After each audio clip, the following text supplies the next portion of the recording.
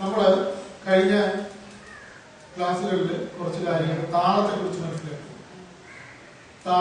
താളം, പ്രകൃതിയുടെ താളം, പ്രകൃതി താളം, പിന്നെ മനുഷ്യ നിർമ്മിത താളം, പിന്നെ അതിലെ ഏകതാളം അല്ലേ, താളത്തിന്റെ അംഗങ്ങൾ,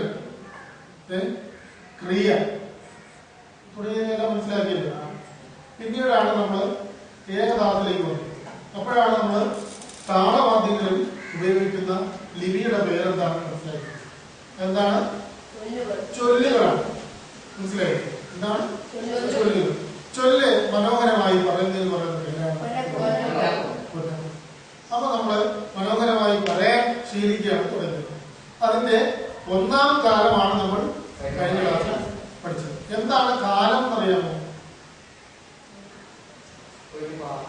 നമ്മള് അടിസ്ഥാനമായി എടുക്കുന്നതിന് എതിരെയാണ് ഒരു സെക്കൻഡ്. അപ്പൊ നമ്മൾ ഒരു സെക്കൻഡിൽ ഒരു ചൊല്ല് വെച്ച് പറഞ്ഞാൽ അതിന് ഒന്നാം കാലം. വളരെ ലഘുവായി പറയാം. ഒരു സെക്കൻഡിൽ ഒരു ചൊല്ല് വെച്ച് പറയുകയാണെങ്കിൽ അതിന് ഒന്നാം കാലം. നിങ്ങൾക്ക് മനസ്സിലാവേണ്ട രീതിക്കാണ് ഇങ്ങനെ പറയുന്നത്. ഇനി ഒരു സെക്കൻഡിൽ തന്നെ രണ്ട് ചൊല്ലുകൾ പറയുകയാണെങ്കിൽ പറയുന്നതിന്റെ വേഗതയാണോ വർദ്ധിക്കുന്നത്, താഴെടുന്നതിന്റെ വേഗതയാണോ വർദ്ധിക്കുന്നത്? പറയുന്നതിന്റെ. കണ്ടോ, പറയുന്നതിന്റെ വേഗത ഇരട്ടിച്ചു. അപ്പം ഒരു സെക്കൻഡിൽ രണ്ട് ചൊല്ല്. കേട്ടോ, അപ്പൊ അതിനെ പറയും രണ്ടാം കാലം. ഇനി ഒരു സെക്കൻഡിൽ രണ്ടിന്റെ ഇരട്ടി എത്ര? 3 അല്ലല്ലോ.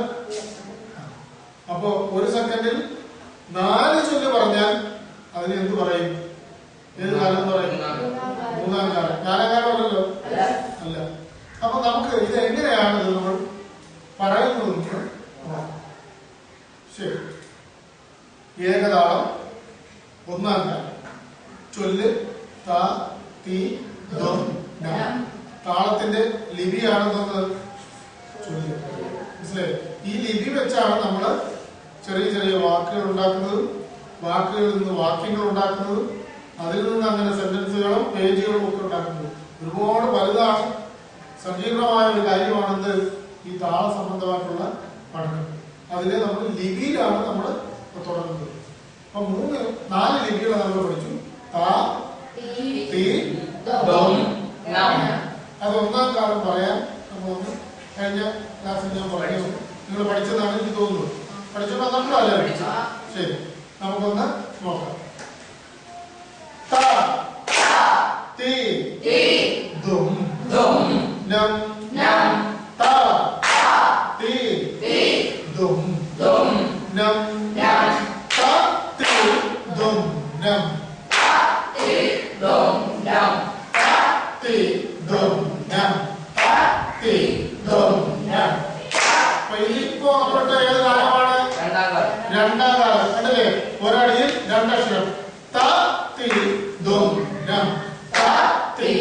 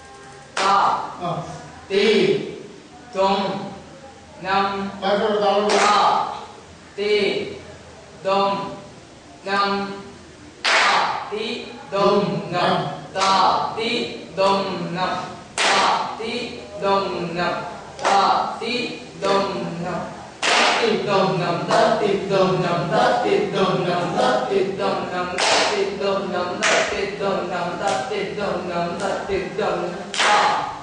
അടുത്ത മൃഗം ആരാണ്?